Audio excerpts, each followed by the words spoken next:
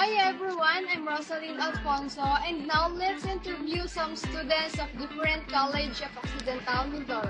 Let's go!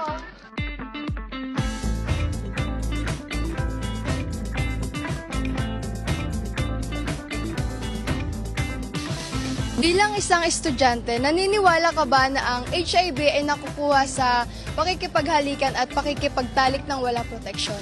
For me, it could be yes and it could be no. Pagdating kasi sa paghahalikan, depende yan. Hindi naman siya naipapasa sa paghahalikan lang. Depende kung ang bibig o yung ngipin ay may dugo at pwede yung mapasa. Pero ang virus na HIV ay masyadong, ang tawag dito, hindi siya basta-basta napapasa kung ganung dugo lang or ganun ka babaw lang na dahilan. So kailangan, yun nga, pagdating sa sex na walang protection, dun talaga siya mas malakas yung pwedeng mas malakas yung pwedeng pagpasa niya ng virus sa isang tao. So para sa akin yes kasi kapag 'di ba sa katulad ngayon sa generation natin ngayon 'di ba nauuso yung sakit na HIV. So kasi pag wala ka kunyaring ginamit na protection, so syempre isang tao na 'yon hindi mo alam na baka yung ibang nakipagtalik siya sa iba na mayroong HIV. So, syempre sa ikaw, kapag nakipagtalik din siya sa'yo, so, syempre, malay mo, mahawa ka na HIV. So, hindi rin naman siya sa pakikipagtalik lang. So, pwede din siya sa mga bagay. Kunyari, nahawakan mo yung bagay na nahawakan ng may HIV. So, yun, pwede, magkakaroon ka rin nun.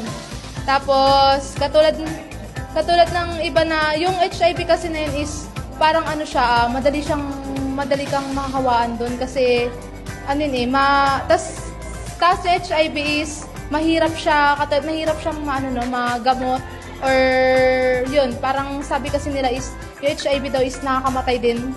Yun, thank you po. Yes, naniniwala ako.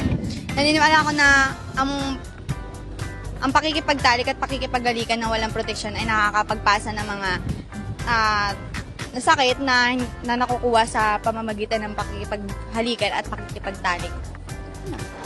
Yes, kasi ang nakukuha yun sa sexual intercourse na kung saan kapag makipagtalik ka sa may HIV is pwede kang mahawaan na yun through internal organs mo. Yung HIV po is nanggagaling sa pakikipagtalik. Kasi po ang HIV is hindi lang po siya nakukuha sa pakikipagtalik sa same gender po. Nakukuha din po siya sa isang tao na may history ng HIV, tapos nakipagtalik siya sa'yo, then yun po, dun po nag-start na kumalat po yung HIV. 50-50 po, yes or no po. Kasi po, yung sa pakikipaghalik, ang makukuha lang po doon is through saliva. Ang HIV naman po, hindi po siya nakukuha sa saliva. And yes po, kasi po sa pakikipagtalik po, sa pamamagitan po ng mga semen and bodily fluid po, makukuha mo siya doon.